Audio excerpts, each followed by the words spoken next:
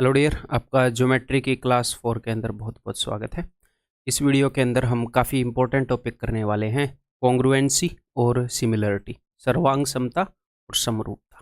ठीक है, तो अभी वाइट स्क्रीन इसलिए है क्योंकि थोड़ी सी एनिमेशन आप लोगों को दिखानी थी वो, और कुछ चीज़ें विजुअली आप लोगों को समझानी थी, आपके दिमाग में सेट करनी थी, तो वाइट स्क्रीन पर ही अच्छी लगती हैं, सुंदर दिखती हैं। ठीक है, जैसे ही क्वेश्चन आएंगे मैं ब्लैक स्क्रीन के ऊपर स्विच कर जाऊंगा। तो स्टार्ट करते हैं फिर। पढ़ रहे हो कि नहीं रोज? ठीक है, पूरे सिलेबस की टेंशन नहीं लेनी, जैसे कि मैंने पहले बताया है, बस आज के काम की टेंशन लो। अभी किस मूड में बैठे हो इसकी टेंशन लो। अभी ठीक ठाक बैठे हो, हाथ पैर मुंह धो के, हैं, मुंह वगैरह धो के बैठ जाओ आराम से, पेन नोटबुक लेकर पूरा ध्यान लगाकर, ईयरफोन लगाकर क्लास देखा करो। ठीक है, ताकि कोई डिस्टर्ब ना कर सके।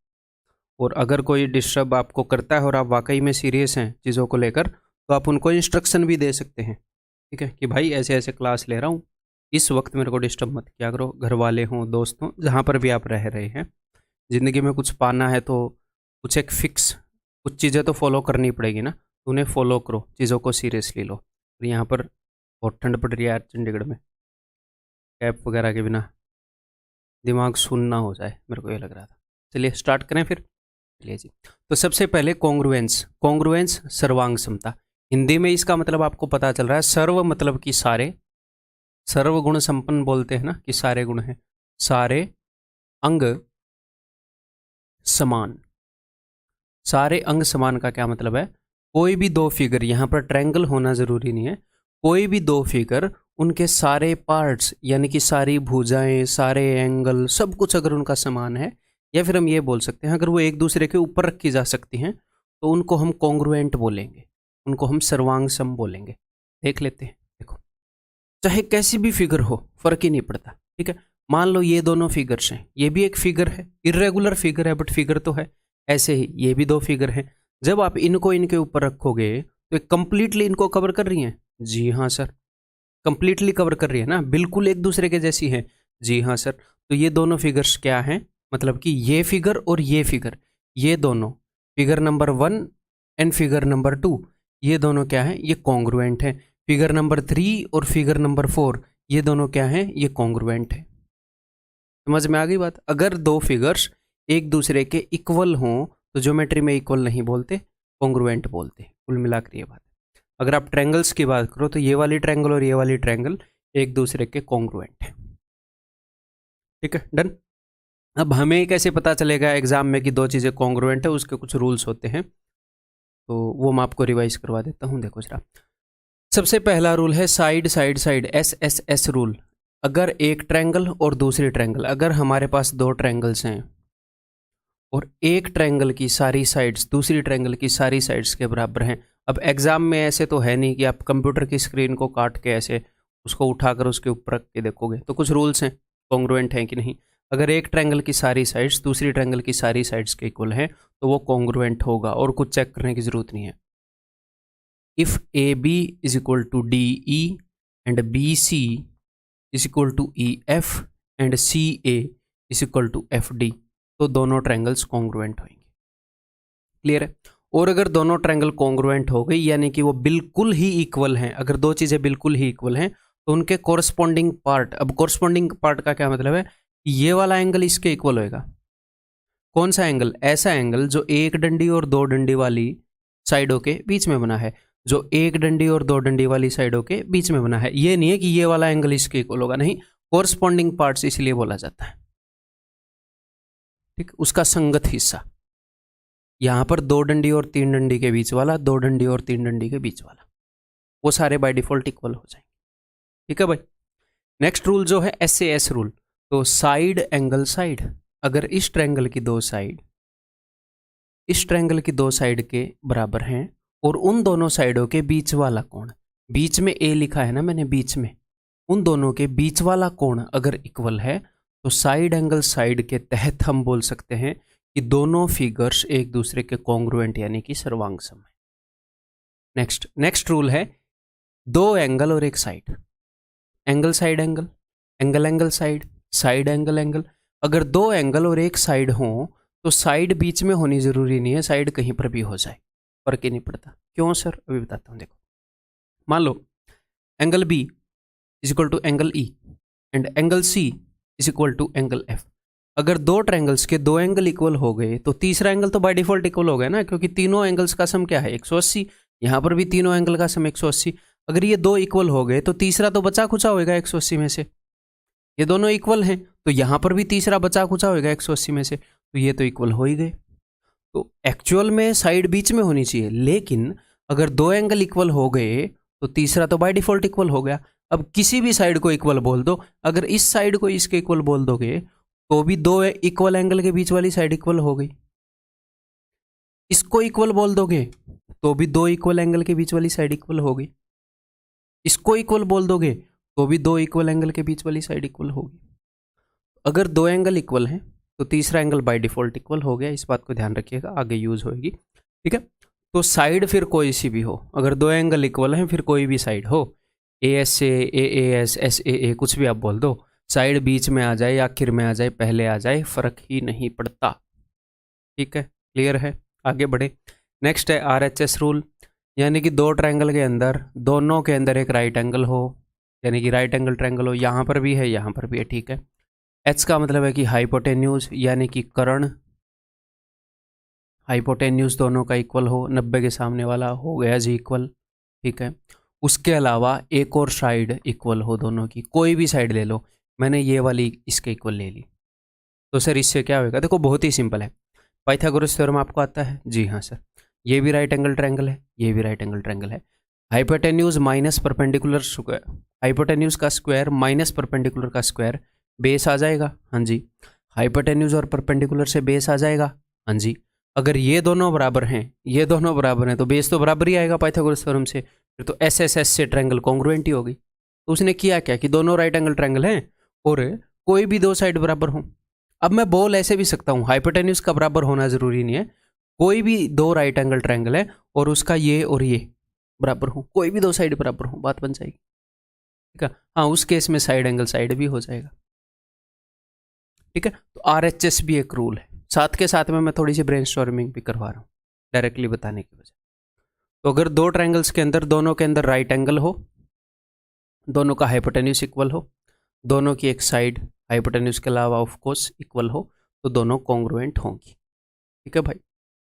नेक्स्ट मैं आपको बता देता हूँ कि सिमिलरिटी क्या होती है, उसके बाद इन दोनों के ऊपर बेस्ड क्वेश्चन करें। कॉन्ग्रुएंस और सिमिलरिटी में क्या फ़र्क है?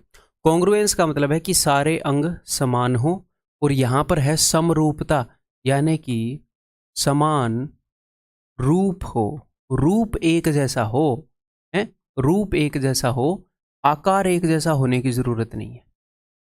आकार अगर एक जैसा हो गया तो भी ठीक, आकार यानी कि साइज है, रूप एक जैसा हो। जैसे कि मैं कहना क्या चाह रहा हूं, मान लो एक सर्कल है छोटा सा और एक सर्कल है बड़ा सा, इन दोनों का रूप एक जैसा है ना, एक ही शेप के हैं, तो ये दोनों सिमिलर हैं। लेकिन अगर मैं दो सर्कल ले लूं सेम साइज के, तो वो क्या हो जाएंगे? क्या ये सिमिलर हैं? हाँ सिमिलर भी हैं, समरूप भी हैं, एक रूप के जैसे हैं, और कॉन्ग्रुएंट भी हैं, कॉन्ग्रुएंट भी हैं। तो जितनी भी चीज़ें कॉन्ग्रुएंट हैं वो सिमिलर तो हैं ही, वो बिल्कुल ही बराबर हैं, वो सिमिलर तो हैं ही। तो सारी कॉन्ग्रुएंट चीज़ें सिमिलर हैं, लेकिन सारी सिमिलर चीज़ें कॉन्ग्रुएंट नहीं। ठीक है, सिमिलर का मतलब सिर्फ रूप एक जैसा हो। अगर इसको मैं थोड़ा सा आपके दिमाग में और क्लियर करना चाहूँ, तो मान लो एक जूता है, ये दो जूते हैं, ये जूता जो है एक ही कंपनी का, एक ही मॉडल का, 7 नंबर का जूता है, ये भी 7 नंबर का जूता है, तो दोनों क्या हैं? सिमिलर हैं या कॉन्ग्रुएंट है? बिल्कुल बराबर तो हैं, एक ही पैर के, लेफ्ट पैर के दोनों हैं, तो ये क्या है? ये कॉन्ग्रुएंट है। ऐसे ही मान लो उसी कंपनी का 7 नंबर का जूता और उसी कंपनी का 5 नंबर का जूता, ये क्या है? एक जैसे तो हैं बट बराबर नहीं है, तो ये सिमिलर है। ठीक है मेरे भाई, कॉन्ग्रुएंसी और सिमिलरिटी के बीच में फर्क समझ में आ गई। तो कॉन्ग्रुएंसी और सिमिलरिटी के बीच में क्या फ़र्क है कि कॉन्ग्रुएंट में चीज़ें बिल्कुल बराबर है, सिमिलर में एक चीज़ दूसरे से छोटी या बड़ी हो सकती है, एक चीज़ छोटी है एक बड़ी है। तो अगर इसका सिर्फ मैं साइज बढ़ा दूं तो ये उसके कॉन्ग्रुएंट हो जाएगी। जैसे यहाँ पर ये ट्रायंगल है लाल और ब्लू, तो ये दोनों सिमिलर हैं, देखने में आपको लग रहा है, अगर मैं इसका साइज बढ़ा दूं तो ये कॉन्ग्रुएंट भी हो जाएंगी। देखो ठीक है, तो सिमिलर और कॉन्ग्रुएंट में क्या फ़र्क है? कॉन्ग्रुएंट में साइज भी सेम है, रूप भी सेम है, सिमिलर में सिर्फ रूप सेम है, साइज का भी आर नॉट श्योर। ठीक है। और अगर मैं आपको ये बोल दूं कि दो चीज़ें कोई भी दो चीज़ें वो सिमिलर हैं, ठीक है, और साथ में साइज भी सेम है, तो वो कॉन्ग्रुएंट हो गई, है ना? ठीक है।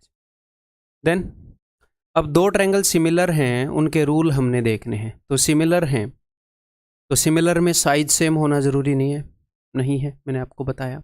सिर्फ आकार सेम होना, शेप सेम होनी ज़रूरी है। तो यहाँ पर SSS रूल है, लेकिन साइड्स का इक्वल होना ज़रूरी नहीं है। मान लो इस ट्रायंगल की साइड है A, इस ट्रायंगल की साइड की लेंथ है A, इस साइड की लेंथ है B, इस साइड की लेंथ है C।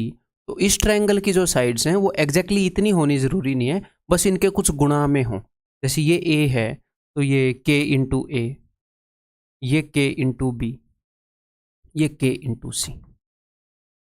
जैसे मान लो इस ट्रायंगल की जो साइड है वो 10 सेंटीमीटर की है, 12 सेंटीमीटर की है, 13 सेंटीमीटर की है। तो इस ट्रायंगल की साइड 20 सेंटीमीटर की, 12 का डबल 24 सेंटीमीटर की, ठीक है, 13 का डबल 26 सेंटीमीटर की। तो एक ही रेशियो में हो गई ना साइड्स, 10, 12, 13, 20, 24, 26, इन्हीं का डबल है। तो सिमिलरिटी में क्या है, एग्जैक्टली बराबर होना जरूरी नहीं है सारी साइड्स का रेशियो सेम हो ट्रायंगल्स का। यानी कि सिमिलर कब होएंगी? इफ AB बटे में DE is equal to AC, वही सिमिलर साइड लो, बटे में DF is equal to BC बटे में E।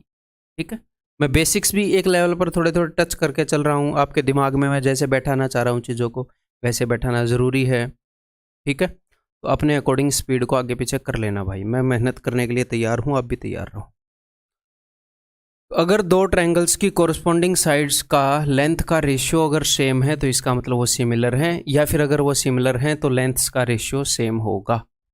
अगर दो ट्रायंगल सिमिलर हैं, इसकी ये वाली साइड इससे 3 गुना हुई तो सारी कोरस्पॉन्डिंग साइड इसकी साइड से 3 गुना होंगी। Done, clear. Next, AAA rule. तो AAA रूल को हम AA रूल भी बोल सकते हैं। क्यों? क्योंकि अगर मान लो इस ट्रायंगल का ये वाला एंगल और ये वाला एंगल इक्वल हो, ये वाला एंगल और ये वाला एंगल इक्वल हो, तो तीसरा एंगल तो बाय डिफ़ॉल्ट इक्वल हो गया। तो वैसे रूल क्या कहता है? रूल कहता है कि एक ट्रायंगल के तीनों एंगल अगर दूसरी ट्रायंगल के तीनों एंगल के बराबर हो तो वो सिमिलर होती है। लेकिन अगर दो एंगल इक्वल हो गए तो तीसरा एंगल तो बाय डिफ़ॉल्ट इक्वल ही हो गया, क्योंकि सम तो 180 होना है सारे एंगल्स का। तो दो ट्रायंगल्स के दो एंगल इक्वल होते ही, इस बात को कान खोल कर बैठा लो, दो ट्रायंगल्स के दो एंगल इक्वल होते ही वो सिमिलर हो जाती है, क्योंकि तीसरा एंगल बाय डिफ़ॉल्ट इक्वल हो गया। इस प्रॉपर्टी को वो इस तरीके से यूज़ कर सकता है, आपसे छुपा सकता है एग्जामिनर। वो कई बार मतलब ऐसे कर देगा कि this angle is equal to this angle. तो अब आप देखोगे कि दो ट्रायंगल हैं यहाँ पर ABC, तो देखो ये वाला एंगल और ये वाला एंगल इक्वल है और ये वाला एंगल कॉमन है। सबसे बड़ी ट्रायंगल के अंदर कौन कौन से एंगल है? मैंने ये वाला और ये वाला बोल दिया, नहीं ऐसे नहीं, ऐसे नहीं, ये वो हो जाएगी। रुको एक बार थोड़ा सा, लेट मी चेंज। मान लो मैंने ये वाला एंगल, एक एंगल ही इसका वो करना है ना, ये तो कॉमन हो गया। मान लो मैंने ये बोल दिया कि ये वाला एंगल इसके इक्वल है, ठीक है। अब ये वाला एंगल तो दोनों ट्रायंगल में कॉमन है। अब आप देखो ट्रायंगल ADC, उसने सिर्फ ये वाला एंगल और ये वाला एंगल इक्वल बताया, दूसरा उसने कॉमन दे दिया। तो ट्रायंगल ADC डिटेल में बाद में करेंगे, के अंदर दो एंगल हैं, एक डंडी वाला दो डंडी वाला, और पूरी बड़ी ट्रायंगल के अंदर भी दो एंगल है, एक डंडी वाला दो डंडी वाला। तीसरा चाहे जो भी हो वो तो बाय डिफ़ॉल्ट इक्वल होगा।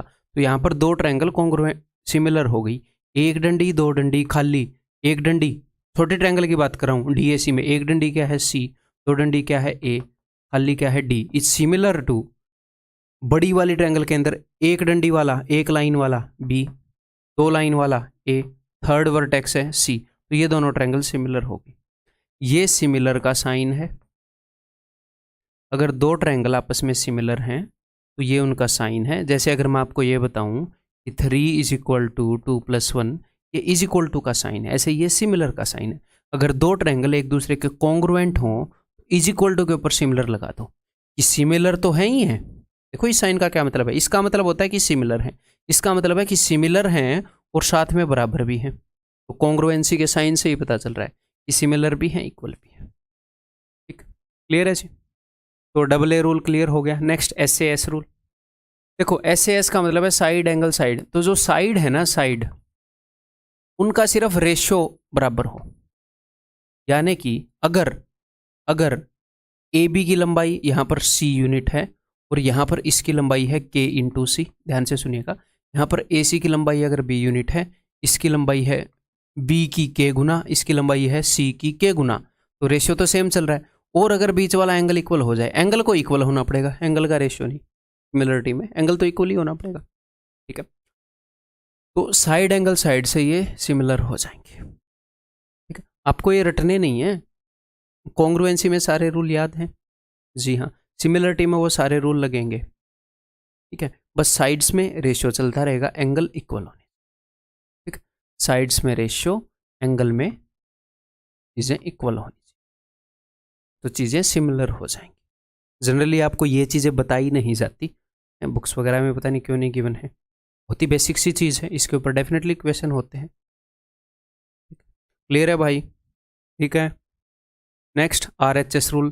तो R का क्या मतलब है, राइट एंगल, दोनों ट्रायंगल में राइट एंगल हो। हाइपोटेन्यूज, दोनों ट्रायंगल के हाइपोटेन्यूज का रेशियो और उनकी साइड्स का रेशियो सेम हो। जैसे मान लो इसका हाइपोटेन्यूज है H और इसका हाइपोटेन्यूज है H का K गुना, और इसकी ये वाली साइड है, कुछ भी मान लेते हैं, परपेंडिकुलर है ना P, तो इस वाली साइड की लंबाई है P की K गुना, तो रेशियो तो सेम हो गया।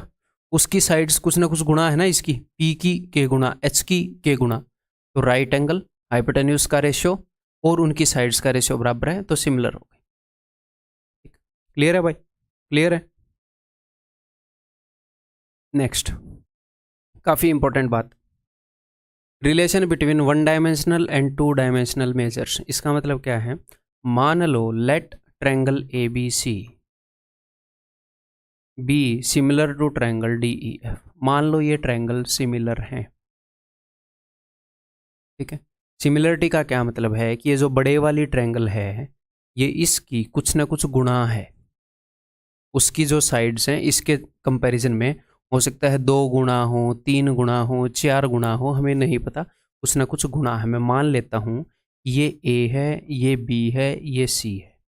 ठीक है, ये इसकी साइड K गुणा मान लेता हूँ मैं, इसकी साइड है B इंटू K, ये वाली साइड है C इंटू K, ये वाली साइड है A इंटू K। अगर उसकी साइड K गुणा है, तो ध्यान से मेरी बात को सुनिएगा, एक तो होती है वन डायमेंशनल चीज़ें। वन डायमेंशनल चीज़ों का क्या मतलब है, वन डायमेंशनल चीज़ों का मतलब है साइड्स की लेंथ। ठीक है, जैसे इसकी साइड की लंबाई है C, इसकी साइड की लंबाई है CK, तो इसकी जो साइड की लंबाई है इसके कंपैरिजन में K गुणा है। इसकी अगर मैं एल्टीट्यूड ले लूँ, अगर मैं A से एल्टीट्यूड ले लूँ AD, और यहाँ पर मैं D से, इसको हम मान लेते हैं AP, यहाँ पर मैं D से एक एल्टीट्यूड ले लूँ DQ, एल्टीट्यूड यानी कि लंब, तो आपने ये बात का ध्यान रखना है कि ये दोनों ट्रायंगल क्या है, सिमिलर है। ये ट्रायंगल एग्जैक्टली ऐसी ही है, बस इससे थोड़ी सी बड़ी है, तो इसकी जो वन डायमेंशनल चीज़ें हैं वो सेम गुणा होंगी। ठीक है, इसकी जो एल्टीट्यूड है AP, मैं इस K की जगह फॉर एग्जांपल दूसरी वैल्यू ले लेता हूं ताकि आप अच्छे से रिलेट कर पाए। K को अभी हटा देते हैं, मान लो वहां पर जो चीज़ें हैं वो 3 गुना चल रही हैं, 3 गुना चल रही है। ठीक है भाई, तो इस एल्टीट्यूड की लंबाई अगर x है तो इस एल्टीट्यूड की लंबाई 3x होगी। ठीक है, अगर मैं यहाँ पर भी एक सर्कल बना दूँ और यहाँ पर भी एक सर्कल बना दूँ, इन सर्कल बना दूँ, तो इस सर्कल का रेडियस अगर r है तो इस सर्कल का रेडियस 3r होएगा। तो जो वन डायमेंशनल चीज़ें हैं वो ऐसे ही सेम गुणा चलेंगी। अगर मैं इसके बाहर एक सर्कल बना दूँ और इसके बाहर एक सर्कल बना दूँ, तो अगर इसके सर्कम सर्कल का रेडियस कैपिटल R है तो इसके सर्कम सर्कल का रेडियस 3r होएगा, ऐसे मान लो। क्लियर है जी? अगर मैं यहाँ पर एक मीडियन खींच दूँ, यहाँ से एक मीडियन खींच दूँ, तो इसकी मीडियन की लंबाई अगर m होएगी, तो यहाँ पर मैंने ऐसे मीडियन खींची तो इसकी मीडियन की लंबाई 3m होएगी। अब मैंने यहाँ पर भी मीडियन यहीं से खींची थी, यहाँ पर मीडियन मैंने यहाँ से नहीं खींची, तो कोरस्पॉन्डिंग चीज़ें होनी चाहिए। यहाँ वाली मीडियन अगर ए और सी के बीच में है तो यहाँ वाली भी ए और सी के बीच वाली होनी चाहिए। तो जो वन डायमेंशनल चीज़ें हैं, जो लंबाइयाँ हैं, वो उसी रेशो में रहेंगी। ठीक है, इस ट्रायंगल की कोई भी एक लंबाई और इस ट्रायंगल की कोई भी एक लंबाई। ठीक है, अब हम बात करते हैं 2D चीज़ों की। अगर इस ट्रायंगल का पेरीमीटर और इस ट्रायंगल का पेरीमीटर, पेरीमीटर क्या है? लंबाई। पेरीमीटर लंबाई है 20 मीटर, 30 मीटर लंबाई, वो उसका पेरीमीटर 3 गुना होएगा। ठीक है, अगर मैं इसके अंदर एक स्क्वायर बना दूं और इसके अंदर एक स्क्वायर बना दूं बड़े से बड़ा, तो उस स्क्वायर का जो साइड है इस स्क्वायर की साइड से 3 गुना होगी, उसका पेरीमीटर भी 3 गुना होएगा। समझ गए? अब 2 डायमेंशनल चीज़ों की बात करते हैं। इस ट्रायंगल का एरिया जो है और उस ट्रायंगल का जो एरिया है, अगर उसकी 1 डायमेंशनल चीज़ें 3 गुना है तो उसकी 2 डायमेंशनल चीज़ें 3 का स्क्वायर गुना। जैसे यहाँ पर 1 डायमेंशनल चीज़ें 3 गुना हो गई हमारे एग्जाम्पल में, तो 2 डायमेंशनल चीज़ें 3 का स्क्वायर गुना यानी कि 9 गुना होंगी। इस ट्रायंगल के एरिया के कंपैरिजन में उस ट्रायंगल का एरिया 9 गुना, इस सर्कल के एरिया के कंपैरिजन में उस सर्कल का एरिया अंदर वाले का 9 गुना, बाहर वाले सर्कल के कंपैरिजन में बाहर वाले सर्कल का एरिया 9 गुना। तो चीज़ें अगर सिमिलर हो जाएं तो जो 2D चीज़ें हैं, आप देखोगी कि 1D में चीज़ें कितनी गुना है, 2D में उसका स्क्वायर गुना होंगी।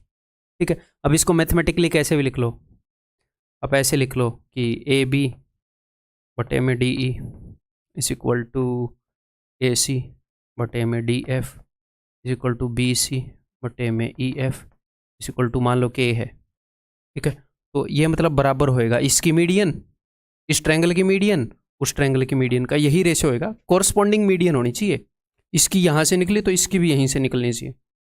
इसकी एल्टीट्यूड बटे में उसकी एल्टीट्यूड का, 1 डायमेंशनल चीज़ों का सेम ही रेशो होएगा। तो मैं लिख नहीं सकता, इनफाइनाइट चीज़ें बना सकता हूँ मैं। ठीक है, ऐसे ही जो 2 डायमेंशनल चीज़ें हैं, जैसे कि area of triangle ABC upon area of triangle DEF that will be equal to K square, या फिर आप ऐसे बोल सकते हो AB बाई जो इनकी साइड्स का रेशियो है उस रेशियो का स्क्वायर। ठीक है, अंडरस्टैंडिंग हुई है? क्लियर? उम्मीद है मैं क्लियर हूँ इस चीज़ को समझाने में। मेन चीज़ है आपको ये अंडरस्टैंडिंग क्लियर होनी चाहिए, ये चीज़ समझ में आ जानी चाहिए। ठीक है जी, आगे हम करने वाले हैं। अब तक तो मैंने आपको बता दिया कि भाई सिमिलरिटी के क्या क्या रूल्स हैं, सिमिलरिटी का मतलब क्या है बता दिया, कॉन्ग्रुएंसी का मतलब बता दिया। अब सिमिलर ट्रायंगल्स कई सारी सिचुएशंस के अंदर क्रिएट हो जाती हैं, तो वहाँ पर हमें क्या करना पड़ता है, वहाँ पर हमें ये प्रूव करना पड़ता है कि ये ट्रायंगल इसके सिमिलर है, और फिर हम क्वेश्चन को सोल्व करना स्टार्ट करते हैं। लेकिन वो सिचुएशन बार बार रिपीट होती हैं, तो क्यों ना वो सिचुएशन आपको बता दूँ कि कौन कौन सी स्पेशल सिचुएशन है। एक स्टेप बच जाएगा क्या, ये प्रूव करने वाला कि ये वाली इसके सिमिलर है। ठीक है, बहुत ज़्यादा रिपीटेटिव, हाईली रिपीटेटिव सिचुएशंस हैं, क्यों ना एक बार उनके ऊपर नज़र मार लें। देखो जी, ठीक है, जितनी भी सिचुएशंस पॉसिबल हैं सारी की सारी करवा दूंगा। ठीक है, चलो सबसे पहली situation, line parallel to base. किसी भी ट्रायंगल के अंदर अगर बेस के पैरेलल, किसी भी एक साइड के पैरेलल अगर मैं लाइन ड्रॉ कर दूं, मान लो यहाँ पर एक पॉइंट है D, यहाँ पर एक पॉइंट है E, suppose DE is parallel to BC, तो उस केस में ये जो छोटे वाली ट्रायंगल बनती है ये वाली, और जो पूरी बड़ी ट्रायंगल है, मैं सिर्फ रिवीजन के पर्पज से करवा रहा हूँ ना, चीज़ें आप समझ रहे हो, छोटी वाली ट्रायंगल है और पूरी बड़ी वाली ट्रायंगल है, ये सिमिलर होती है। क्यों सिमिलर होते हैं आप इजीली प्रूव कर सकते हो कि ये वाला एंगल इसके इक्वल होएगा, कोरस्पॉन्डिंग एंगल, ये वाला एंगल इसके इक्वल होएगा, कोरस्पॉन्डिंग एंगल। ठीक है, अगर 2 एंगल इक्वल हो गए तो हो गई सिमिलर, तीसरा बाय डिफॉल्ट इक्वल है। ठीक है, तो triangle ADE is similar to triangle ABC, यानी कि छोटी वाली ट्रायंगल की साइड AD बटे में बड़े वाली ट्रायंगल की साइड AB, साइड्स का रेशियो भी सेम होएगा, फिर सिमिलर होगी तो छोटे वाली ट्रायंगल की साइड AE बटे में बड़े वाले ट्रायंगल की side AC is equal to छोटे वाले ट्रायंगल की साइड DE बटे में बड़े वाले ट्रायंगल की साइड BC। ठीक, क्लियर है? या फिर एक और तरीके से बोल सकते हैं कि AD बटे में DB is equal to AE बटे में EC। AD बटे में DB, मैंने बड़े वाले ट्रायंगल की साइड नहीं ली ना, सिर्फ DB ले लिया, कोई नहीं, इधर भी ऐसे ले लूँगा AE बटे में AC। लेकिन कई बार ऐसे बंदे इसको गलत कर देते हैं, आगे फिर लिख देंगे DE बटे में BC, ये गलत है। ये छोटी ट्रायंगल की साइड है, ये बड़ी ट्रायंगल की साइड है, जबकि ऐसा यहाँ पर हमने नहीं लिया। इसके इक्वल नहीं करना भाई साहब, ठीक है, इसके इक्वल नहीं करना, ये ठीक है, ठीक है, क्लियर है। तो जब भी अगर बेस के पैरेलल लाइन खींची जाए तो ये जो छोटी ट्रायंगल बनती है और ये बड़ी ट्रायंगल बनती है, दोनों सिमिलर हैं, इस चीज़ को बार बार वो यूज़ करता है। यहाँ पर हालांकि मैंने एनिमेशन बनाई थी, चलो कोई नहीं, आपकी किस्मत में थी नहीं, मैं क्या कर सकता। ठीक, नेक्स्ट मिड पॉइंट थ्योरम। अब इसी का एक स्पेशल केस है। स्पेशल केस क्या है कि अगर मैं किसी भी ट्रायंगल के अंदर दो लाइनों का मिड पॉइंट लूँ, इसका मिड पॉइंट मैंने ले लिया और उसका मिड पॉइंट मैंने ले लिया। एनिमेशन बना रखी है क्या? हाँ जी, हल्के में ले रहे हो क्या तुम? ये मिड पॉइंट मैंने ले लिया, ये भी मिड पॉइंट है, ठीक है, ये बराबर हिस्सों में बांटता है, तो ये उसी का स्पेशल केस हो गया, पिछले वाले का, इसी का, ठीक है। तो अब देखो जरा ध्यान से, और हाँ एक और बात, हाँ वो बात क्लियर हो गई, ठीक है।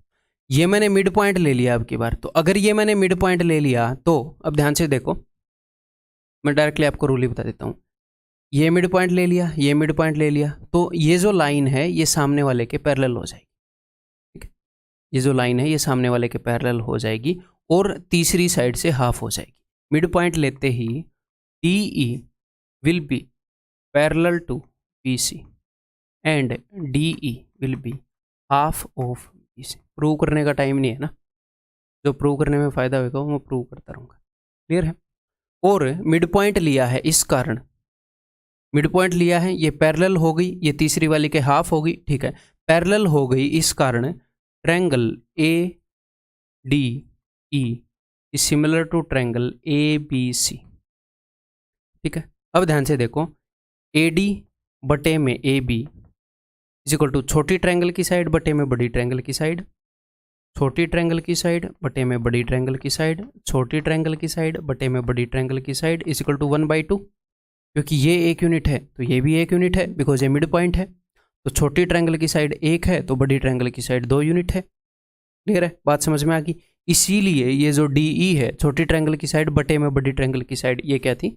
ये हाफ थी, ठीक है। ये रूल आपको डायरेक्टली पता होना चाहिए, ठीक है जी। नेक्स्ट, अब यहां पर आपको एक और चीज पता होनी चाहिए, क्या कि एरिया ऑफ ट्रायंगल ADE, मतलब जो आपको बाई हार्ट याद होनी चाहिए, बटे में area of triangle ABC। Area का क्या रेशियो होगा? 1/2 का स्क्वायर, यानी कि 1/4। यानी कि अगर छोटी ट्रायंगल का एरिया 1 यूनिट है तो पूरी बड़ी ट्रायंगल का एरिया कितना होगा? 4 यूनिट, तो 4 में से 1 गए 3 यूनिट। यानी कि अगर मैं मिड पॉइंट खींच दूं, मिड पॉइंट और मिड पॉइंट को मिला दूं, तो जो दो हिस्से बनते हैं, इसका एरिया 1 है तो पूरी बड़ी का 4 है तो ये 3 है, डायरेक्टली पता होना चाहिए। इसका एरिया 10 यूनिट है तो इसका एरिया 30 यूनिट है, ठीक है। कोई बहुत बड़ी चीज़ याद करने के लिए नहीं बोल रहा, बिल्कुल बेसिक चीज़ है, डायरेक्टली इतना तो हम यूज़ कर ही सकते हैं, ठीक है मेरे भाई। नेक्स्ट, एक और जगह पर जब सिमिलर ट्रायंगल्स की सिचुएशन बनती है और जो कि काफ़ी इंपॉर्टेंट है, altitude in right angle triangle. Rat का मतलब राइट एंगल ट्रायंगल, ठीक है। कैसे? हमारे पास एक राइट एंगल ट्रायंगल है ABC और यहाँ पर राइट एंगल है इसमें। जब हम राइट एंगुलर वर्टेक्स से यहाँ पर एल्टीट्यूड ड्रॉ करेंगे, ये जो राइट एंगुलर वर्टेक्स है जहाँ पर 90 डिग्री का कोण बना है, वहाँ से अगर मैं एल्टीट्यूड ड्रॉप करूँगा तो टोटल 3 ट्रायंगल बनती हैं।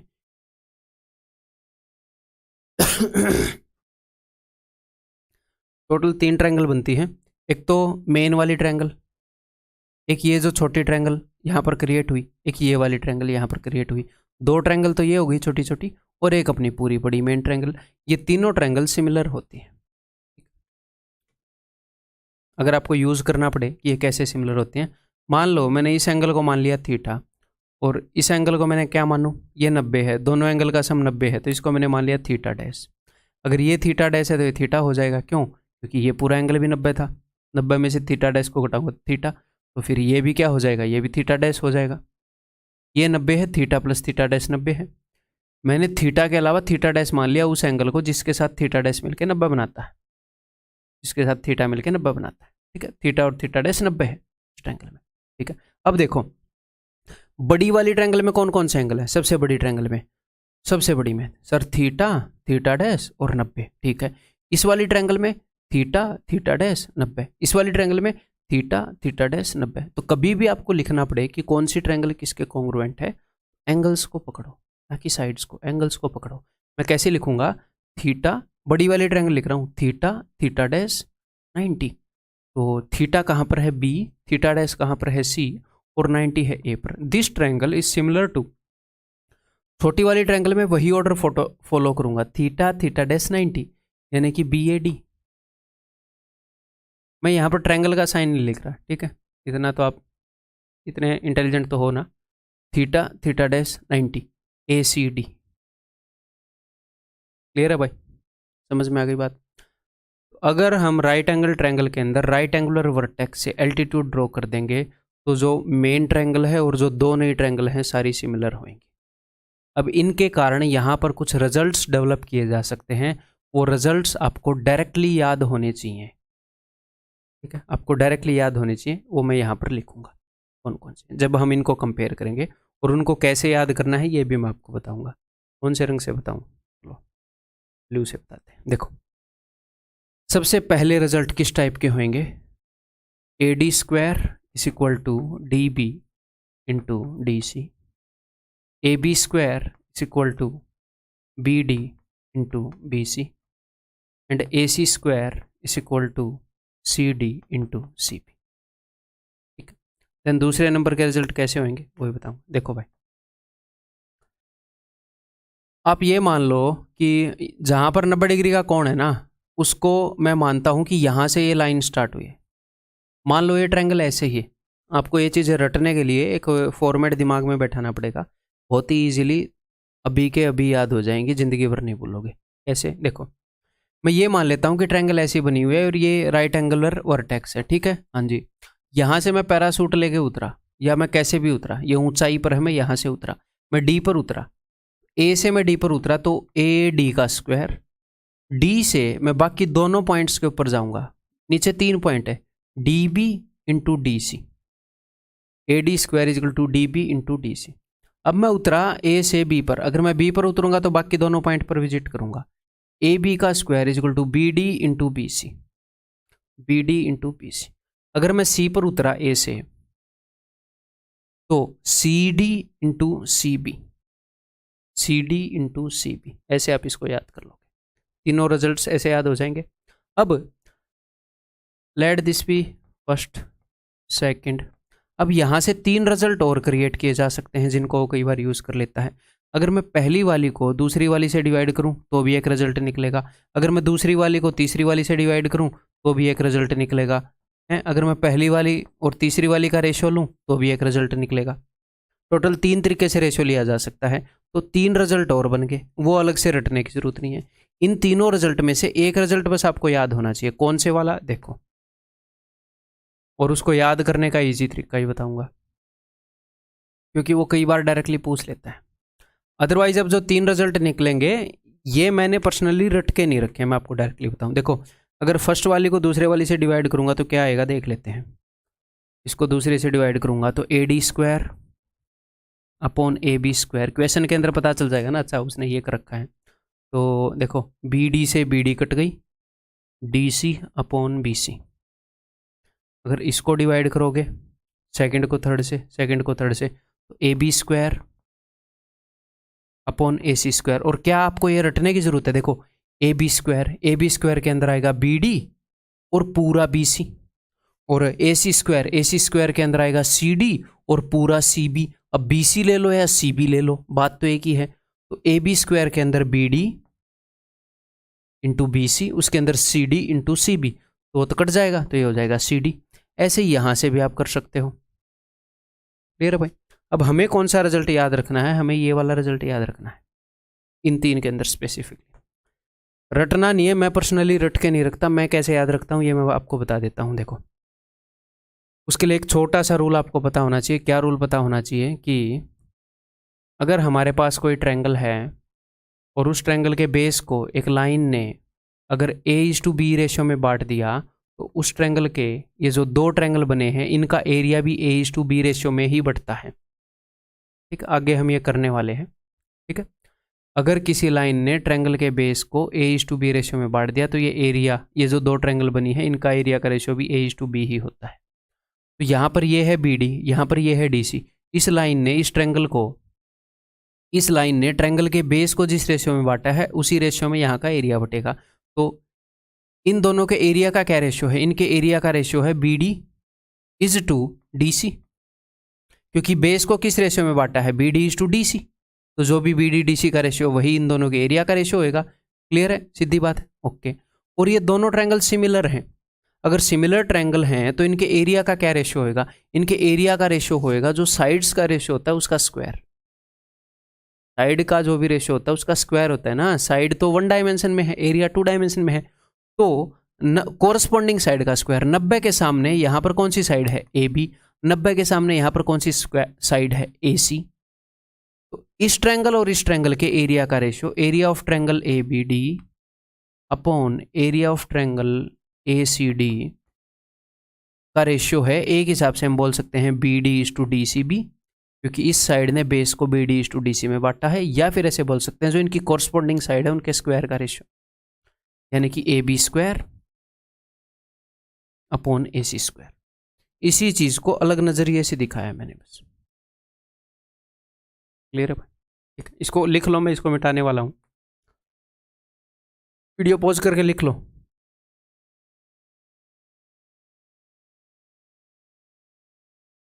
ठीक है जी। नेक्स्ट, तो ये दूसरा रिजल्ट समझ में आ गई बात। अब तीसरा रिजल्ट भाई, तीसरा रिजल्ट प्रूव करके नहीं दिखाऊंगा।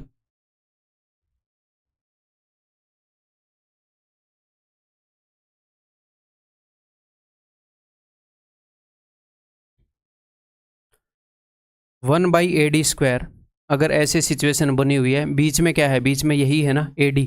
तीन साइड हैं अपने पास, तीनों का स्क्वायर यूज होता है, AD², AB², AC²। AD AB AC, तो ये जो बीच वाली है 1/AD² equal to 1/AB² plus 1/AC²।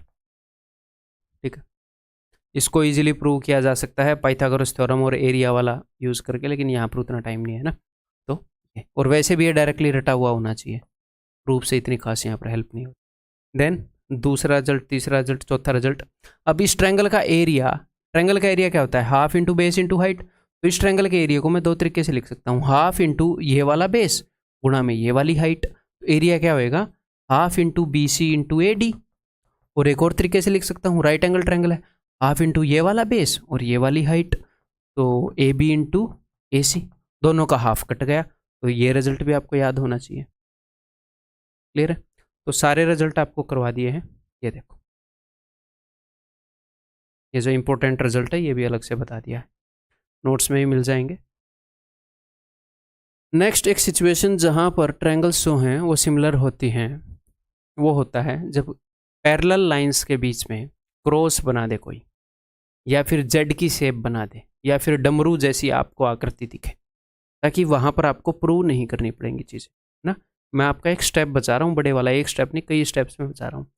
अगर दो लाइनें पैरेलल हैं और उनके बीच में किसी बंदे ने ऐसे कांटा मार दिया, तो यहाँ पर ये जो ट्रायंगल बन रही है नंबर 1 और नंबर 2, ये दोनों सिमिलर होएंगी। क्यों होएगी? यहाँ पर एक बार प्रूव करके दिखा देता हूँ।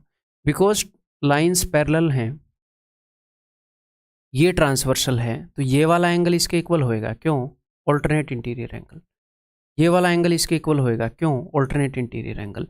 ये वाला एंगल और ये वाला एंगल इक्वल होंगे। क्यों? वैसे तो इनके इक्वल होने की ज़रूरत नहीं है, ठीक है, दो एंगल इक्वल होते ही सिमिलर हो गई, वर्टिकली ऑपोजिट एंगल। ठीक है, तो दोनों ट्रायंगल सिमिलर हो गई। हाँ, तो जब भी कभी भी पैरेलल लाइंस के बीच में ऐसे क्रॉस बना हुआ मिलेगा, ये एक डमरू बन गया कि नहीं? डमरू को ऐसे ही तो बजाते हैं, यहाँ से ऐसे धागा होता है, यहाँ से ऐसे धागा होता है। ठीक है, तो जब भी ये डमरू आपको मिले, तो इस और डमरू के अंदर सिचुएशन कंडीशन क्या है? सिर्फ एक, ये आमने सामने वाली लाइंस पैरेलल हो, तो दोनों ये जो हैं ट्रायंगल सिमिलर होती हैं। अब इसका भेस बदल सकता है, जैसे सिंपल डमरू आ सकता है। अगर मैंने बोला ऐसी सिचुएशन, अब ऐसी सिचुएशन एक फिगर के अंदर बार बार आती है। ट्रेपेजियम जो है ना, ट्रेपेजियम उसके आमने सामने वाली लाइंस पैरेलल होती हैं, तो वो बार बार इसके डायगोनल्स को मिला देता है, बार बार। एग्जामिनर की आदत है। तो देखो, ट्रायंगल नंबर 1 और 2 सिमिलर होंगे। ठीक है, और वो क्या करता है? बार बार जहां पर भी पैरेलल लाइन दिखे ना, वो कर देता है एग्जामिनर ऐसे। ठीक है, पैरेललोग्राम है, स्क्वायर है, जो भी है, तो उसके अंदर भी ऐसे कर देता है कि एक डायगोनल खींच दिया और यहाँ पर बीच में ऐसे खींच दिया। ये लाइनें तो पैरेलल है ही, तो ये डमरू ही बन गया। ट्रायंगल नंबर 1 और 2 दोनों सिमिलर हो गई। अगर किसी भी डमरू में आमने सामने वाली ये पैरेलल हो तो सिमिलर हो जाएंगी। जैसे थोड़ा सा तिरछा कर दिया, थोड़ा सा और तिरछा कर दिया, है तो एक हिसाब से बेचारा डमरू ही, पकड़ के बजा सकते हो आप। ठीक है, क्लियर है, समझ में आ गई बात? पकड़ लोगे इस चीज को, बस बजाने में लग जाना पेपर में। नेक्स्ट, कॉमन टेंजेंट्स, उभयनिष्ठ स्पर्श रेखाएं। तो देखो कॉमन टेंजेंट यानी कि कोई भी दो सर्कल हो। अब ये इतना ज्यादा यूज नहीं होता एग्जाम में, यूज तो होता है ठीक, हाँ, लेकिन वो दूसरे वाले से थोड़ा सा कम होता है। क्वेश्चन इसके ऊपर भी बहुत आए हैं। टेंजेंट दो तरीके से कॉमन हो सकते हैं। एक तो डायरेक्ट टेंजेंट, ऐसे इसको डायरेक्ट टेंजेंट बोलते हैं, आगे करेंगे। अगर एग्जामिनर ने इसे टेंजेंट खींचा है और मान लो उसने ऐसे सेंटर को मिला दिया है, ये एक कॉमन टेंजेंट है, टेंजेंट ए बी। तो दो सर्कल का ऐसे कॉमन टेंजेंट बनाए, या फिर दो सर्कल का ट्रांसवर्स टेंजेंट बनाए, और ये इसका सेंटर है, ये इसका सेंटर है। तो यहाँ पर देखो, यहाँ से रेडियस बना दिया, यहाँ से रेडियस बना दिया। यहाँ पर ये जो ट्रायंगल्स बन रही है ना, ये और यहाँ पर ये जो ट्रायंगल बन रही है, ये सिमिलर होती हैं।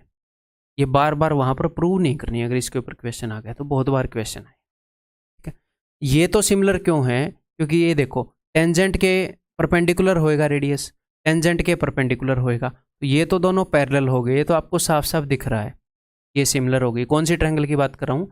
ये छोटे वाली ट्रायंगल और ये बड़े वाली ट्रायंगल। यहाँ पर किसकी बात कर रहा हूँ? ये वाली ट्रायंगल और ये वाली ट्रायंगल। अब ये सिमिलर क्यों है सर?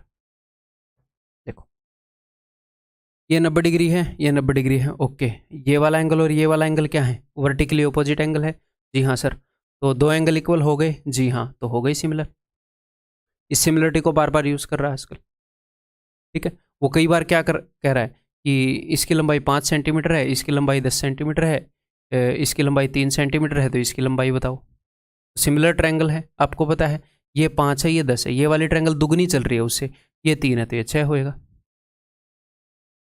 ठीक है। हाँ, बस इतना ध्यान रखना कि ये मतलब कि इस वाली लाइन के कोरस्पॉन्डिंग ये है, इस वाली लाइन के कोरस्पॉन्डिंग ये है। तो टेंजेंट्स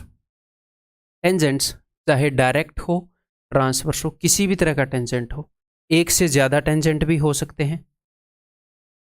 मान लो ऐसे टेंजेंट हो तो वो सिमिलर ट्रायंगल्स क्रिएट करते हैं। सर यहाँ पर कैसे क्रिएट हुई? देखो दो टेंजेंट्स बराबर होते हैं, एक पॉइंट से खींचे गए किसी भी सर्कल पर। हाँ जी सर, तो ये और ये बराबर हो गई। हाँ जी, ऐसे ही सिमिलरली क्या बन गया भाई? चलो ऐसे इमेजिन करो, आपने इतनी गंदी ब्रैकेट देखी नहीं। ये लो, ये टेंजेंट्स भी बराबर हो गए, ठीक है।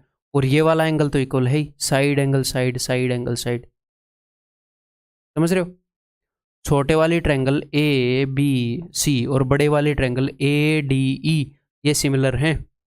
छोटे वाली ट्रायंगल भी एक आइसोस्केलस ट्रायंगल है, ये दोनों बराबर हैं।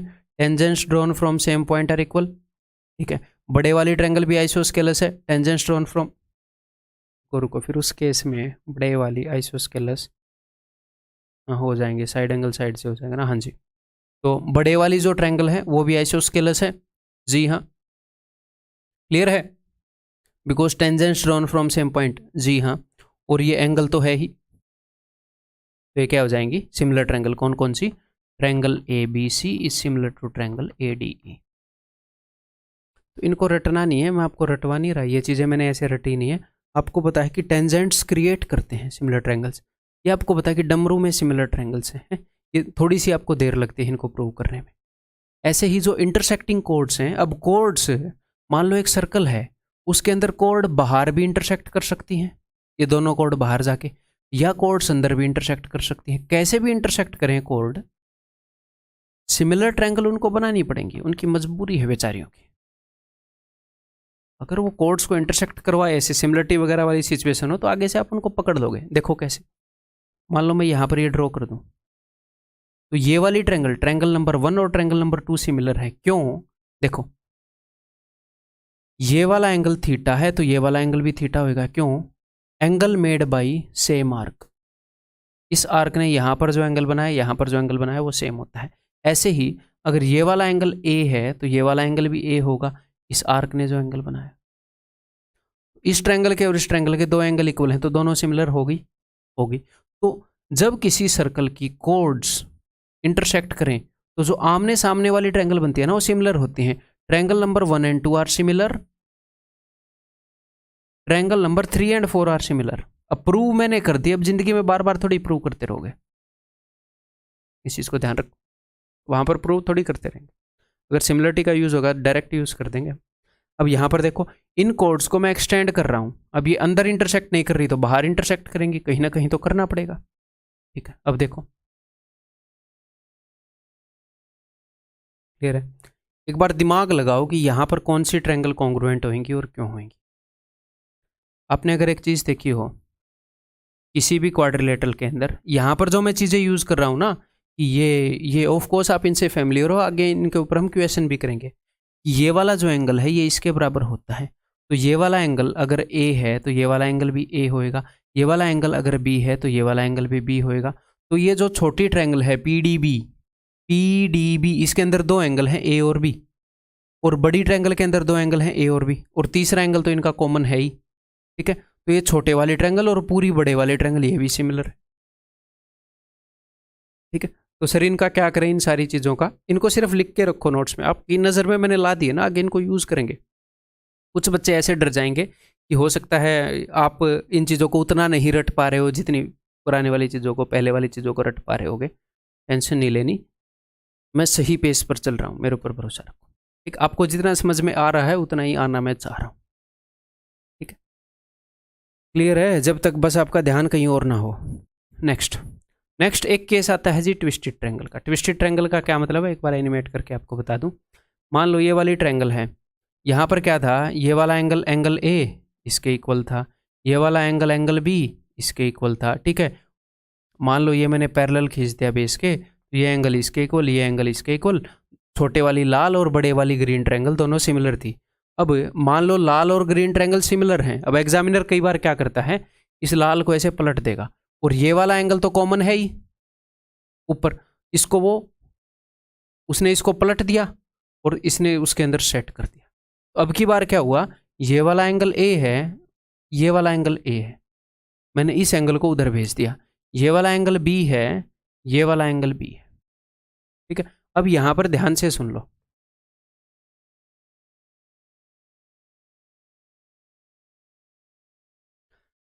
अगर ये ए है, ये ए है, बिल्कुल सिंपल केस है, बेस के पैरेलल वाला। सर क्या वहां पर बेस के पैरेलल होगा, नहीं बिल्कुल भी नहीं, देखो कहाँ है पैरेलल, ये वाला बी है, ये वाला बी है। अगर ऐसा केस हो, और ट्रायंगल का नाम मैं रख देता हूं, यहां पर भी ऐसा ही कुछ नाम रख देते हैं। देखो, तो इस ट्रायंगल के लिए क्या ट्रू होएगा, ये वाला एंगल इसके इक्वल, ये वाला एंगल इसके इक्वल, तो छोटी ट्रायंगल की साइड ए बी बटे में बड़ी ट्रायंगल की यही वाली side A D is equal to छोटी ट्रायंगल की साइड ए। जो मैं चीज़ बता रहा हूँ ये रटनी नहीं है, समझो इसको, छोटी ट्रायंगल की ये वाली साइड बटे में यही वाली साइड ए ई, छोटी ट्रायंगल की साइड बी सी बटे में बड़ी ट्रायंगल की साइड डी ई। अब इसके लिए देखो क्या होगा, छोटी ट्रायंगल की साइड ए बी, यहां पर मैंने छोटी ट्रायंगल की ये साइड ली तो बड़ी की यही ली, यहां पर बड़ी की ये वाली लोगे ए ई, मतलब ये वाली साइड बटे में ये वाली साइड। ठीक है, ये वाली साइड बटे में ये वाली साइड, उसने एंगल को ट्विस्ट किया है, ये वाला उसके इक्वल है, तो यहां पर साइड्स को भी ऐसे ही करेंगे कंपेयर। ठीक, लिखने का फास्ट मेथड बता रहा हूं, छोटे वाले ट्रायंगल की ये वाली साइड, बड़े वाले ट्रायंगल की ये वाली side A E equal to छोटे वाले ट्रायंगल की ये वाली साइड ए सी, इससे दूसरी तरफ वाली बड़ी वाले ट्रायंगल की side A D equal to छोटे वाले ट्रायंगल की साइड बी सी। अब यहां पर तो यही करोगे डी ई। क्लियर है भाई, क्लियर है। कई बार आपको क्या मिलेगा, कई बार आपको ऐसे मिलेगा कि इस वाले ट्रायंगल के अंदर ये वाला एंगल 70 है और ये वाला एंगल 70 है, तो समझ जाना। अगर आपको ऐसे मिले इस ट्रायंगल के अंदर ये वाला एंगल 80 है, ये वाला एंगल 80 है, तो कौन सा केस है, ये वाली साइड बटे में ये वाली साइड, ये वाली साइड बटे में ये वाली साइड। अगर ऐसा केस मिले वो वाला एंगल इसके इक्वल है। अब देखो ये एंगल इक्वल है, ये एंगल कॉमन है, दो एंगल इक्वल होते हो गए सिमिलर। यहाँ पर ये वाली साइड बटे में ये वाली साइड, ये वाली साइड बटे में ये वाली साइड। ठीक, क्लियर। क्वेश्चंस करेंगे तो और ज़्यादा क्लैरिटी आएगी। जब ट्विस्टेड ट्रायंगल हो ऐसे उसने कर रखा हो, ये वाला एंगल उसके इक्वल मिलेगा। इसमें एक और काम करता हो क्या, ये वाला एंगल नहीं बता देगा, इसके नीचे वाला बता देगा 110 डिग्री। तो इसका और इसका सम 180 है। जब नीचे वाला बता दे तो ऊपर वाला निकालोगे तो आपको पता लगेगा कि अच्छा वो वाला केस है। नेक्स्ट, दो सिचुएशन और कर लेते हैं। यहाँ पर मैंने पहले आपके दिमाग में थ्योरी ठूसी है, फिर देखेंगे ना कैसे कैसे यूज़ कर पाओगे। साथ के साथ क्वेश्चन नहीं कराए, लगातार क्वेश्चंस करेंगे। सम मोर सिचुएशंस। देखो भाई, मान लो इस सिचुएशन को मैं अलग से क्रिएट करता हूँ ताकि आप याद रख पाओ।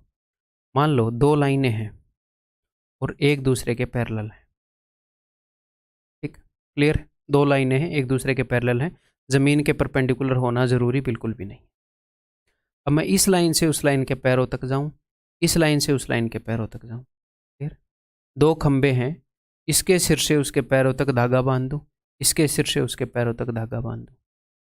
अब यहाँ पर ये मिले हैं ये दोनों लाइनें, यहाँ से एक लाइन खींच दूँ जो इन दोनों के पैरेलल हो।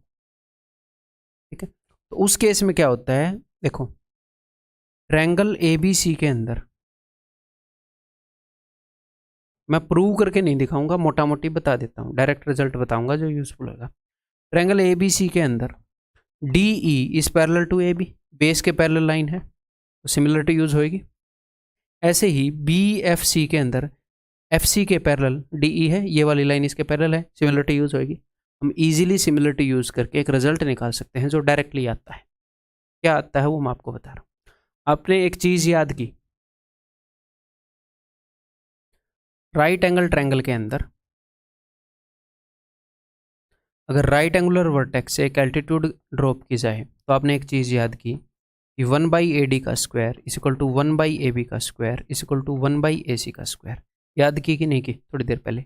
इसी से सिमिलर है जब ऐसी सिचुएशन हो कि दो लाइनें एक दूसरे के पैरेलल हों, इसके सिर से इसके पैरों पर लाइन मारे, इसके सिर से इसके पैरों पर लाइन मारे, जहाँ पर ये भी मिला है, जहाँ पर भी ये मिले हैं वहाँ से एक लाइन ड्रॉ करूँ जो किसी की भी एक के पैरेलल ड्रॉ कर दोगे तो दूसरे के पैरेलल हो ही जाएगा। तो ये जो बीच वाली है ना, यहाँ पर भी बीच वाली थी 1/AD, यहाँ पर वहाँ पर पावर 2 थी, यहाँ पर एक ही रहेगी।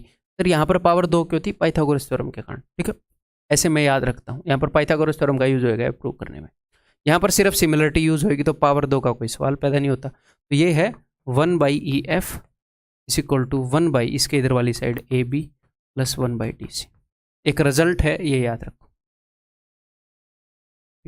सिमिलर सा रिजल्ट है, बीच वाली बाकी दो के रेसिप्रोकल के सम के बराबर, बीच वाली बाकी दो के रेसिप्रोकल के सम के बराबर। यहाँ पर स्क्वायर क्यों आया है? क्योंकि यहाँ पर पाइथागोरस थ्योरम का यूज हो रहा था प्रूव करने में। पाइथागोरस थ्योरम में स्क्वायर आता है, यहाँ पर सिर्फ सिमिलरिटी यूज हो रही है तो स्क्वायर नहीं आएगा। याद रखने की टेक्निक्स बता रहा हूँ मैं, ये नहीं चाह रहा कि आपके ऊपर सिर्फ बर्डन बन जाए चीज़ें। ठीक है जी, क्लियर है। तो उसके हिसाब से इन दोनों को आपस में याद रखने में थोड़ी सी आसानी होगी।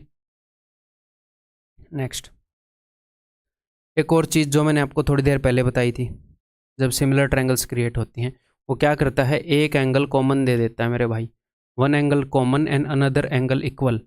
ऐसे थोड़ी देर पहले जो मैंने पहले ही बता दिया आपको, एक ट्रायंगल है ABC तो वो क्या करेगा कि angle B is equal to ACD। ज़रूरी नहीं है वो ऐसे ही देगा, ज़रूरी नहीं है वो ऐसे ही देगा, लेकिन वो ऐसी सिचुएशन क्रिएट कर देता है कि वो आपको एक एंगल इक्वल दे देगा दो ट्रायंगल्स का।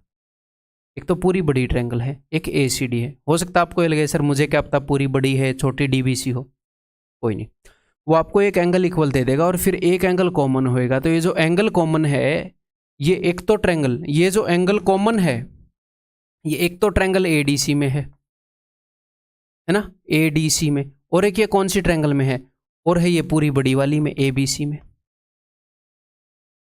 तो बस वही करो। अब देखो ADC के अंदर एक लाइन दो लाइन, एक लाइन वाला एंगल दो लाइन वाला एंगल, पूरी बड़ी ट्रायंगल के अंदर एक लाइन वाला एंगल दो लाइन वाला एंगल, तीसरा एंगल तो बाय डिफॉल्ट इक्वल होएगा, ये सम 180 है, तो हो गई ट्रायंगल सिमिलर। कौन कौन सी ट्रायंगल इजीली लिख सकते हो, एक लाइन दो लाइन खाली, तो एक लाइन क्या है C, दो लाइन A खाली D इज सिमिलर टू, बड़ी ट्रायंगल में देखो एक लाइन है B, दो लाइन है A खाली है C, ये दोनों ट्रायंगल सिमिलर होगी।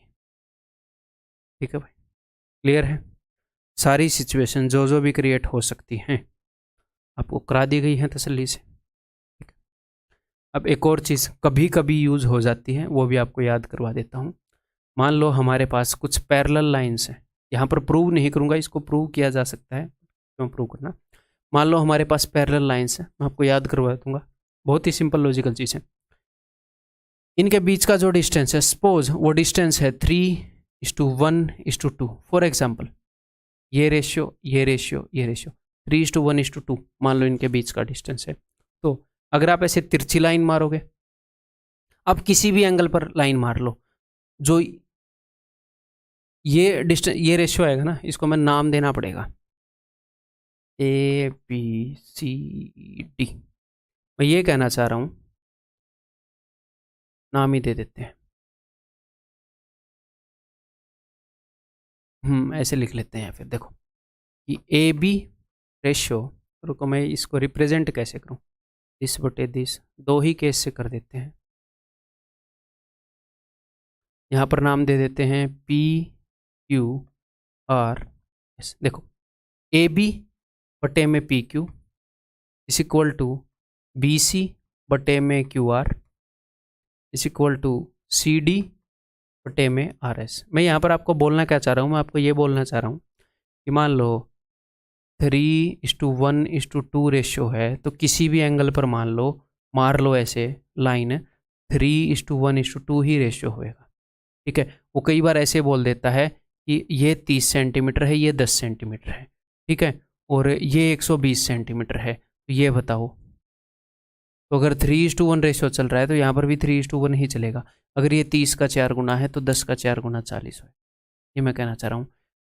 अगर आपको एक लाइन, अब ये सीधी, अब आप बोलोगे सर इनके बीच का डिस्टेंस कैसे पता चलेगा? डिस्टेंस पता नहीं करना, कोई भी एक लाइन वो बता देगा उसका ये रेशियो है, उसके बाद लाइन को किसी भी एंगल पर मार लो ऐसे, ये जो इंटरसेप्ट्स हैं ये उसी रेशियो में बनेंगे, उसी रेशियो में इनकी लेंथ कटेगी।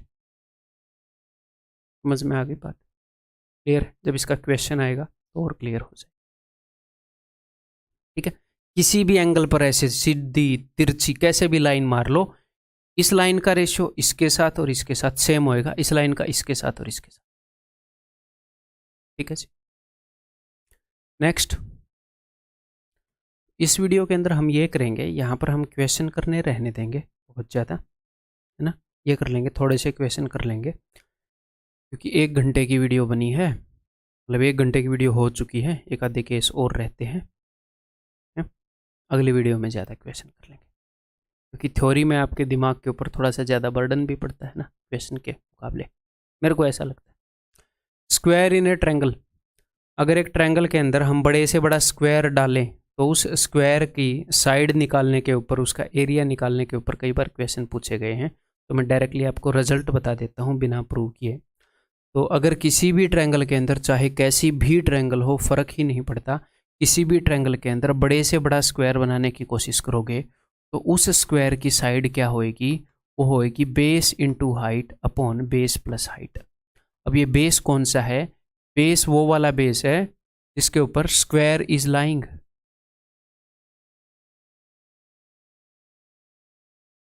यानी कि ये है ट्रायंगल के, कौन सी लाइन की मैं बात कर रहा हूं, कौन से बेस की? जिसके ऊपर स्क्वायर बना हुआ है और उस बेस के कॉरस्पॉन्डिंग हाइट। तो स्क्वायर की जो साइड होएगी base into height upon base plus height. अगर इसका एरिया पूछेगा तो साइड का स्क्वायर। ये हम सिमिलरिटी से इजीली प्रूव कर सकते हैं, बट फिर भी आपको रिजल्ट याद ही रखना पड़ेगा। Base into height upon base plus height, इसको याद रखिएगा। इसके स्पेशल केसेस जो हैं वो भी मैं आपको करवा दूंगा। ठीक है, नेक्स्ट देखो, चाहे कैसी भी ट्रायंगल हो, चाहे राइट एंगल ट्रायंगल हो, आइसोस्केलस ट्रायंगल हो, इक्विलेटरल ट्रायंगल हो, अजीब सी ट्रायंगल हो, चाहे कैसी भी ट्रायंगल हो, ये हर एक ट्रायंगल के लिए ट्रू है। बेस कौन सा होगा? वो वाला जिसके ऊपर स्क्वायर लाई कर रहा है और उसी के कॉरस्पॉन्डिंग हाइट। बस इतना याद रखो, सारे क्वेश्चन सोल्व हो सकते हैं। ठीक है, एक आधे स्पेशल केस जो फास्ट सोल्व करने में मदद करेंगे वो भी याद करवा दूंगा, जो इंपॉर्टेंट है। नेक्स्ट देखो, इस ट्रायंगल के अंदर स्क्वायर है, इस ट्रायंगल के, ये थोड़ी सी अलग ट्रायंगल है इससे, ये थोड़ी सी इक्विलेटरल फील हो रही है। ये राइट एंगल ट्रायंगल है। मैंने क्या किया, मैंने कंप्यूटर से इनका बेस और इनकी हाइट सेम रखी है। मैं आपको फील करवाना चाहता हूँ कि चाहे कोई भी ट्रायंगल हो, देखो स्क्वायर एग्जैक्टली सेम है, मैंने इनका बेस और हाइट सेम रखा, देखो स्क्वायर का एग्जैक्टली सेम स्क्वायर है। तो ट्रायंगल कैसी है इस पर डिपेंड नहीं करता, बस उसका बेस क्या है, उसकी हाइट कितनी है, उसी के ऊपर साइड डिपेंड करती है। Base into height upon base plus height, that's it. Clear है मेरे भाई। अब अगर ऐसा क्वेश्चन आए सर, ऐसा क्वेश्चन नहीं आएगा अगर ऑब्ट्यूज ट्रायंगल के अंदर भी क्वेश्चन आए, क्योंकि यहाँ पर फिर बच्चों को ये लगेगा अगर इस एंगल को बढ़ा दूं तो फिर, अगर ऑब्ट्यूज ट्रायंगल के अंदर उसने स्क्वायर डालना है तो वो ऑब्ट्यूज ट्रायंगल को दूसरे तरीके से करके डालेगा, ठीक है, फिर ये सोल्व नहीं होएगा। ठीक है, तो ऑब्ट्यूज ट्रायंगल के अंदर अगर डालेगा तो वो ऊपर हो जाएगा ऑब्ट्यूज एंगल, तो फिर हम ये वाला बेस ले लेंगे और ये वाली हाइट ले लेंगे जिसके ऊपर स्क्वायर है। समझ में आ गई मेरे भाई। ठीक है, ऐसे डाउट नहीं रखने, तो हमेशा एक ही फॉर्मूला चलेगा। अब जो राइट एंगल ट्रायंगल है उसके अंदर दो तरीके से स्क्वायर डाला जा सकता है, ये और ये। अगर इस तरीके से स्क्वायर डाला है तो बेस ये हो जाएगा और हाइट ये हो जाएगी, यानी कि ये वाली।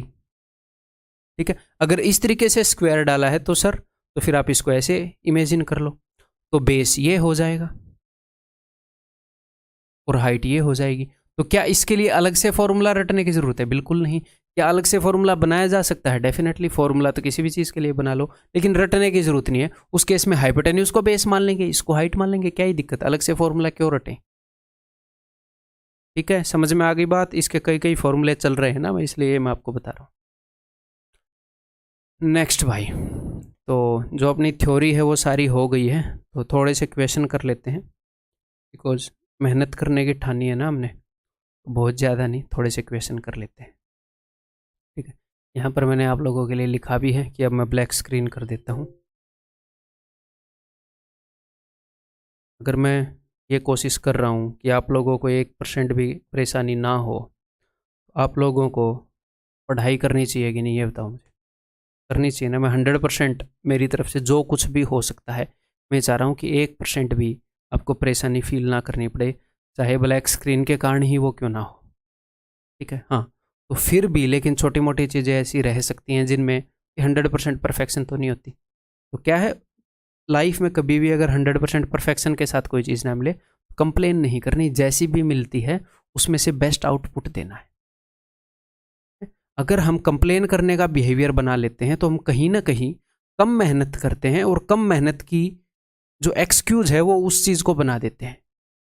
क्या पीडीएफ 1-2 दिन लेट अपलोड हुई थी, मैं इसलिए नहीं पढ़ पाया, लेकिन पढ़ने वाले फिर भी पढ़ेंगे। मैं ये नहीं बोल रहा मैं लेट करूंगा, मैं एग्जाम्पल दे रहा हूँ कि अपना माइंड सेट कंप्लेनिंग नहीं बनाना कि हम चीज़ों के बारे में कंप्लेन करें।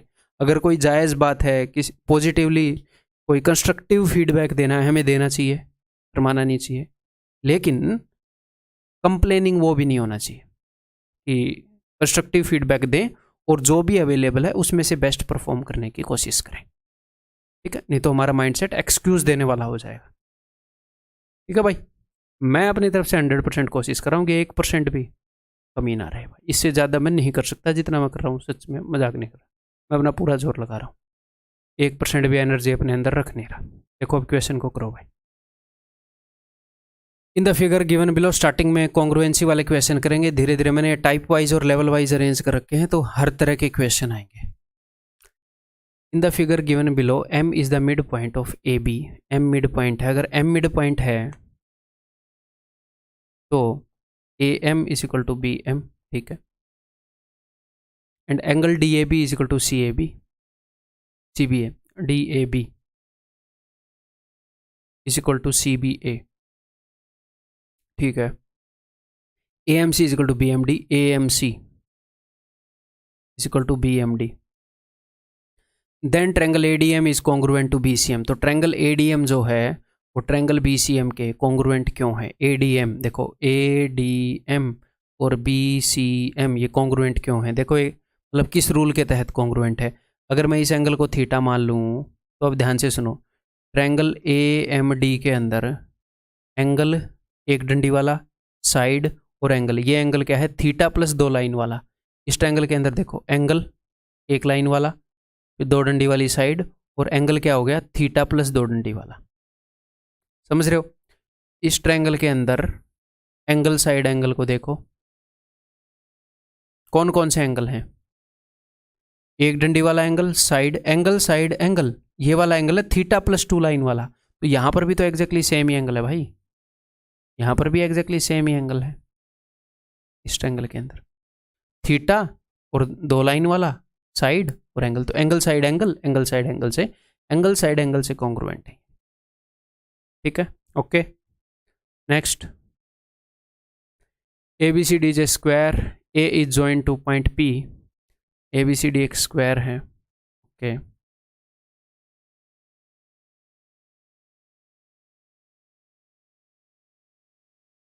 A is joint two point P on BC, BC के ऊपर कोई पॉइंट P है, A को उससे ज्वाइन कर दिया है। ठीक है भाई।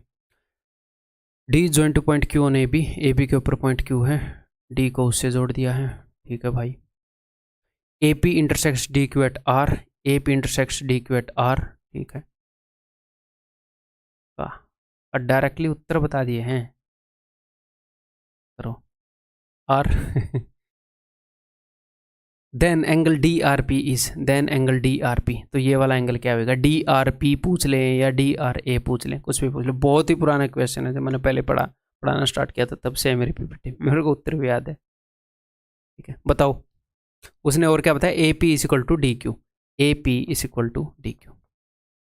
तो देखो मेरे भाई, ये स्क्वायर है, स्क्वायर के अंदर सारे एंगल 90 डिग्री के होते हैं, ये वाला एंगल भी 90 का, ये भी, ये भी, ये भी, अरे एंगल 90 डिग्री के अंदर, 90 डिग्री के होते हैं स्क्वायर के अंदर। ठीक है, अब इस स्क्वायर को देखो, इसकी सारी साइड्स बराबर हैं, this is equal to this is equal to this is equal to this. तो ट्रायंगल AQD में देखो, AQD साइड या फिर राइट एंगल, हाइपोटेन्यूज और साइड।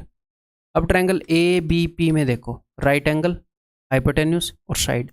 RHS के तहत दोनों ट्रायंगल कॉन्ग्रुएंट हो गई। कौन सी ट्रायंगल? ये वाली और ये वाली। हाँ जी सर। तो यहाँ पर अगर मैं इस एंगल को थीटा बोल दूँ, इसकी चोंच वाले एंगल को, इस एंगल को भी थीटा ही बोलना पड़ेगा। ये एंगल थीटा है तो ये वाला एंगल भी थीटा है। जी हाँ सर, क्लियर है। और अगर ये 90 है, ये थीटा है, ये वाला एंगल क्या होएगा? ये वाला एंगल थीटा डैश हो जाएगा, मतलब कि 90 माइनस थीटा मैं इसको बोल रहा हूँ। ट्रायंगल DAQ की बात कर रहा हूँ, अगर ये थीटा है, ये 90 है, तो ये वाला एंगल थीटा डैश। अब देखो ये थीटा है, ये थीटा डैश है, तो ये वाला एंगल क्या हो जाएगा? 90 हो जाएगा। अगर ये 90 हो गया तो ये वाला भी 90, ये वाला भी 90, ये वाला भी 90, आंसर इज ऑप्शन C 90। ठीक है, लेकिन मैं एग्जाम में हूँगा तो मैं इस क्वेश्चन को ऐसे नहीं करूँगा। ठीक है, मैं इसको करूँगा बेसिक अंडरस्टैंडिंग से। क्यों मैंने ये क्वेश्चन लिया अब वो मैं आपको बताता हूँ। देखो, बेसिक अंडरस्टैंडिंग अगर आपको ज्योमेट्री की है तो आप इस क्वेश्चन को बिना ऐसे किए कर सकते हैं। देखो जरा कैसे।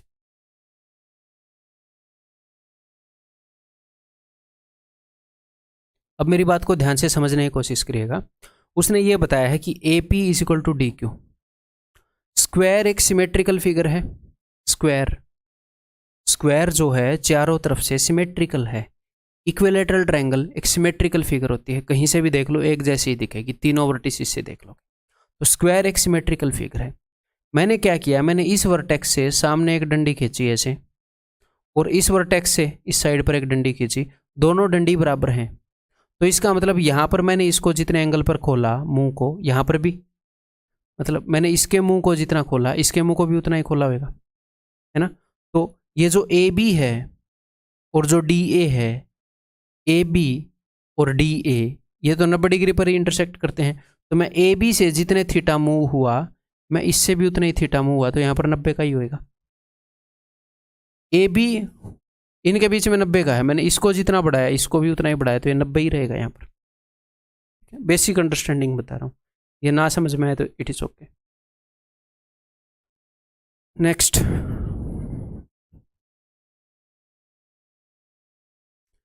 let D and E be 2 points on side BC of triangle ABC। अभी मैं कंप्लीटली थक गया हूँ, इससे पहले वीडियो रिकॉर्डिंग करी है, बट कुछ क्वेश्चन और खींचेंगे, ऐसे ही थोड़ा थोड़ा खींच के ही बात बनेगी। ठीक है, let D and E be 2 points on side BC of triangle ABC। तो अगर एनर्जी थोड़ी सी कम लगे तो भाई कर लेना काम। ठीक है, BC के ऊपर है कैसे?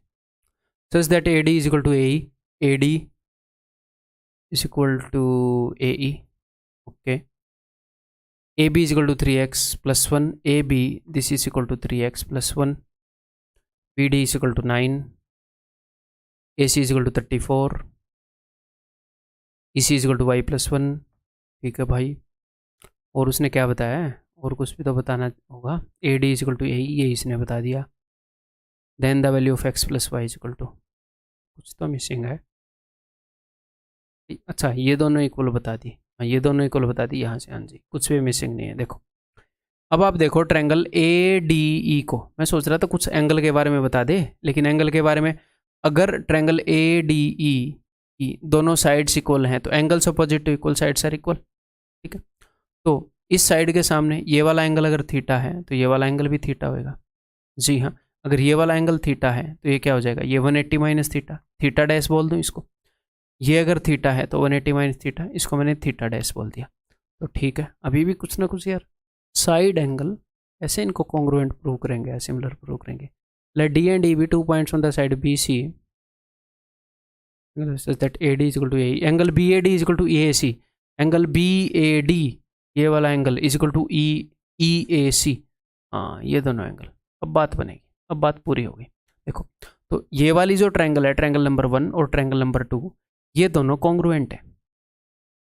एंगल साइड एंगल, ये थीटा डैश है ना, angle side angle, angle side angle, angle side angle से triangle number 1 triangle number 2 congruent है, तो इनके कॉरस्पॉन्डिंग पार्ट भी इक्वल होंगे, यानी कि y plus 1 is equal to 9।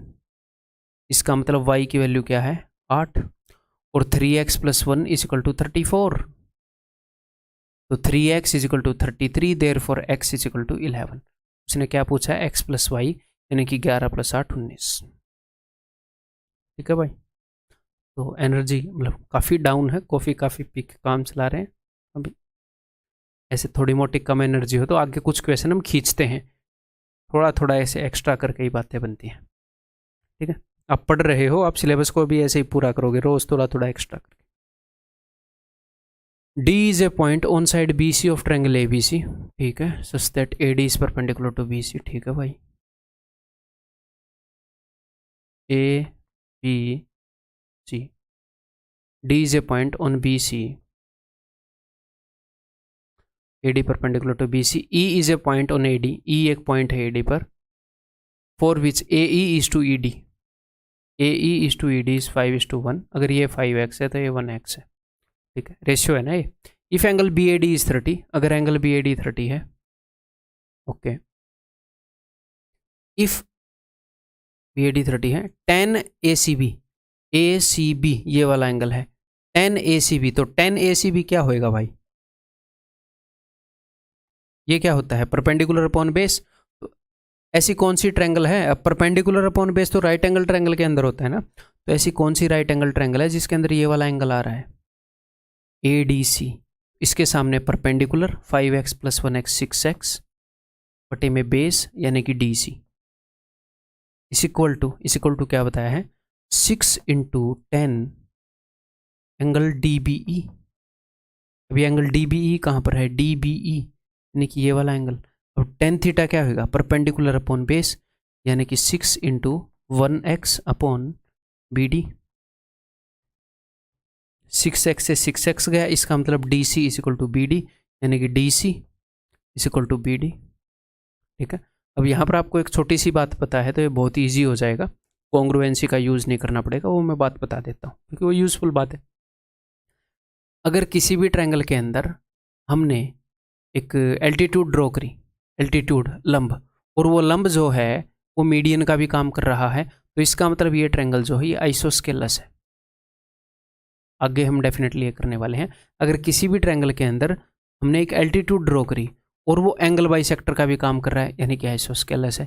किसी भी ट्रायंगल के अंदर अगर हमने मीडियन ड्रॉ करी और वो एंगल बाइसेक्टर का भी काम कर रहा है यानी कि आइसोस्केलस है। यानी कि किसी भी ट्रायंगल के अंदर अगर एक लाइन 2 लाइनों का काम कर रही है, एंगल भी बाइसेक्ट कर दिया, एल्टीट्यूड भी होगी, कुछ भी किन्हीं भी 2 लाइनों का काम कर रहा है, यानी कि वो ट्रायंगल जो है सिमेट्रिकल है। ऐसे सिमेट्रिकल यानी कि ये वाला और ये वाला बराबर हो गया, आइसोस्केलस है। सिमेट्रिकल भी कैसे है, इसके आजू बाजू वाली साइड बराबर है। ठीक है भाई, तो ये क्या हो गई, ये आइसोस्केलस ट्रायंगल हो गई। अगर ये आइसोस्केलस ट्रायंगल हो गई तो आइसोस्केलस ट्रायंगल के दोनों हिस्से एग्जैक्टली बराबर होते हैं।